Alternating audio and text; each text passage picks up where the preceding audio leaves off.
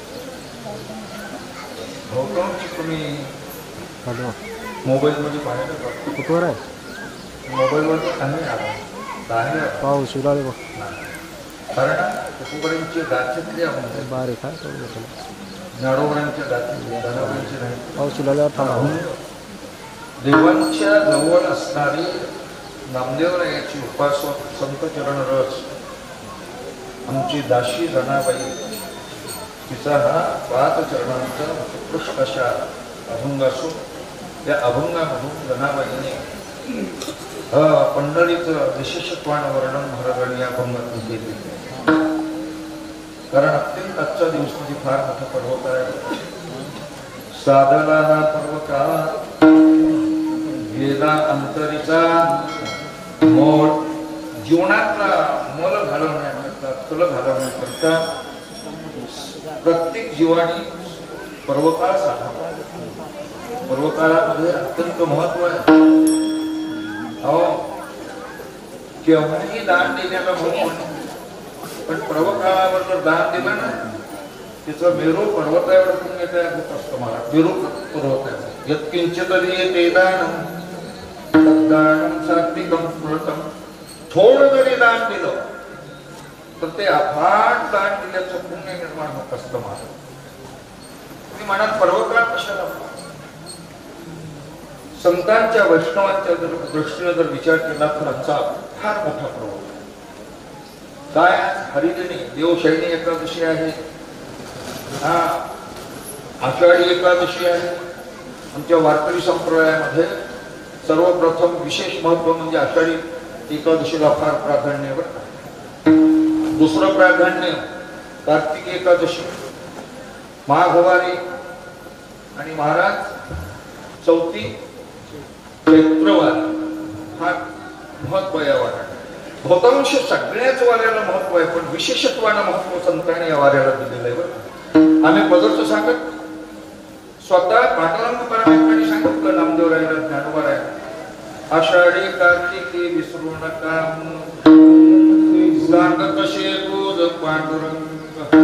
आता तुम्ही भरपूर गायलाय बरं का, आता मी तुम्हाला देण्यासोबत सगळे गुन्हे मंडळी आहे बापू इथं. हा फक्त मीच कधी आहे बरं.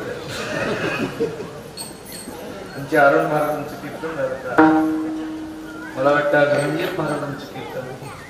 खरं सांगू का, या गुरुमाईच्या भूमीतून, माधव महाराजांच्या भूमीतून नवे नवे कीर्तनकार तयार होतात. हे या भूमीचं आगळं वेगळं वैशिष्ट्य आहे बरं. मी ऐकलं नव्हतं आरो महाराज कीर्तन करतात, रणजित कीर्तन करतो. मी काल आलो असतो ऐकायला, जाऊ द्या. मी गेल्यावर वेगळंच होईल म्हणून पॉम्पलेट बघून मला माहित होतं.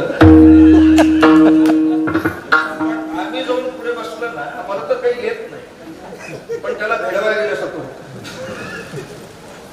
आमच्या इथे कीर्तन करायला महाराज आला, ते म्हणले महाराज तुम्ही कुठेही बसा, तिकडे वस्तीवर बसा, पुढे येऊ. पुढे आल्यावर माझा पसारा झाल्याशिवाय पसारा बरं झालं तर पुन्हा नक्की ऐकून बरं का. इशारा आहे तुम्हाला. हा आज आला असतो रणजितच्या कीर्तनाला, पण हिरेला कीर्तन आहे. असं मी काय सांगतो मला, पंढरीतलं एक आगळं वेगळं वैशिष्ट्य बऱ्याच अभंगातून संतांनी वर्णन केलेलं आहे. तुकोबारायने तर फार विशेषत्वाने वर्णन. उदंड पाहिले उदंड ऐकिले उदंड वर्णिले शुक्र महिना 80 चंद्रभागा 80 भीमातीर 80 विटेवर देव. एक सांग, ब्रह्मांडातलं मुख्य दैवत कुठाशी, कारण प्रत्येक तीर्थक्षेत्रामध्ये देव आहेत. हा पण देवाचं दैवत्व कुठाशी तर पंढरी क्षेत्रात, पंढरी क्षेत्रात आहे बरं का. तुम्हाला साध्या सोप्या भाषेत नेनो ब्रह्ममार्ग चुकली, निर्गुणात ब्रह्म जे सगुण साकाराला आलं ते फक्त पंढरीत आलं, अन्यथा तुम्हाला कुठल्याही क्षेत्रामध्ये पाहता येणार. पंढरी क्षेत्राचं आणखी विशेष वर्णन. देव भक्त आणि नाम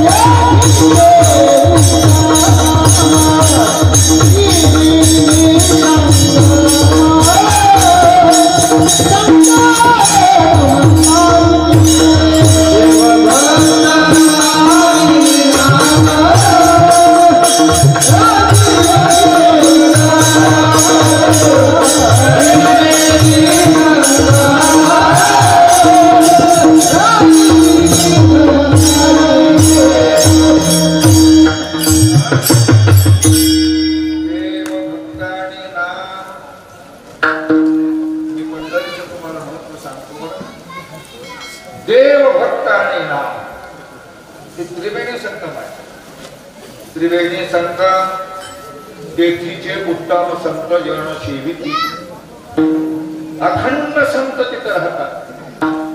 काही क्षेत्रामध्ये देव आहे नामस्मरण नाही, काही क्षेत्रामध्ये देवही आहेत भक्तही आहेत, पण तीर्थ बरोबर आहे? काही ठिकाणी तीर्थ नाही, काही ठिकाणी नुसतं तीर्थ आहे, देव आहे पण भक्त नाही, प्रश्न नाही. काही ठिकाणी देव तीर्थ आहे, भक्तही आहेत पण देवच कुणाला म्हणावं कळत महाराज.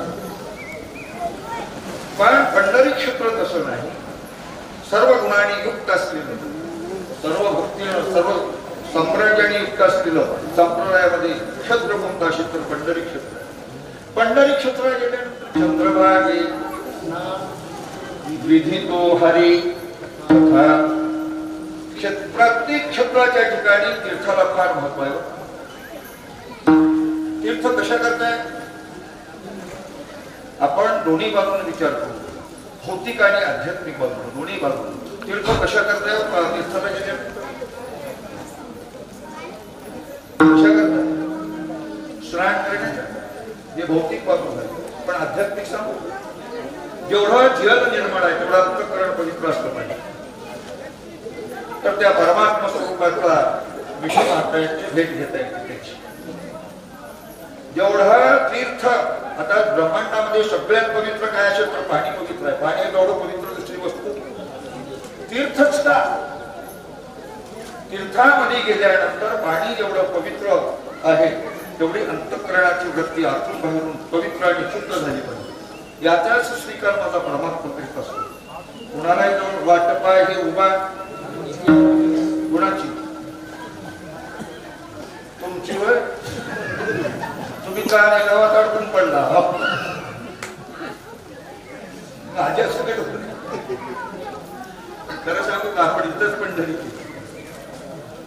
खरं सांगू आध्यात्मिक पंढरी हेच आहे.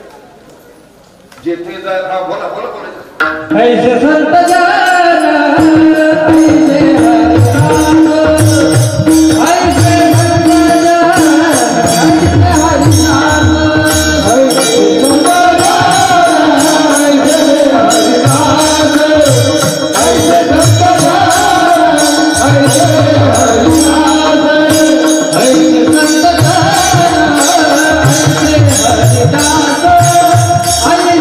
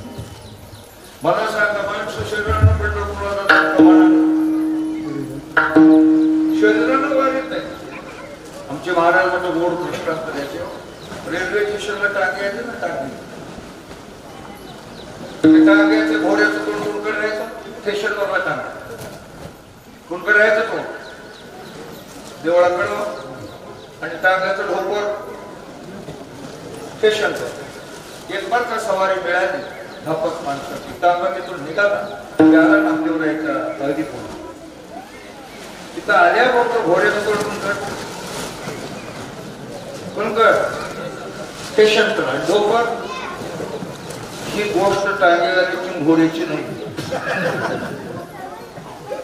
तुमचं कसं आहे? याद्यात जाऊन 4 दिवसाच्या मी टांगा जाऊन आलाय.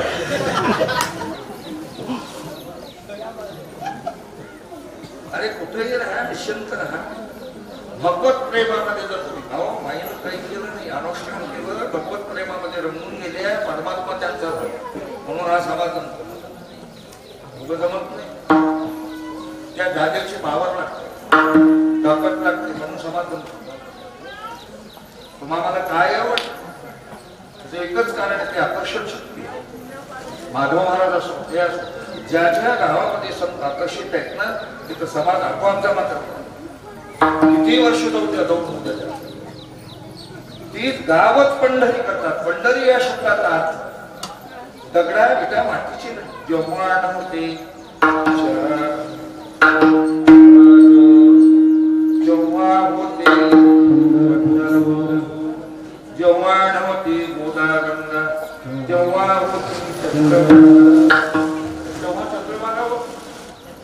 महाराज पहिलं काहीच नव्हतं, तेव्हा हे होतं. पहिले कोटेच नव्हते काय,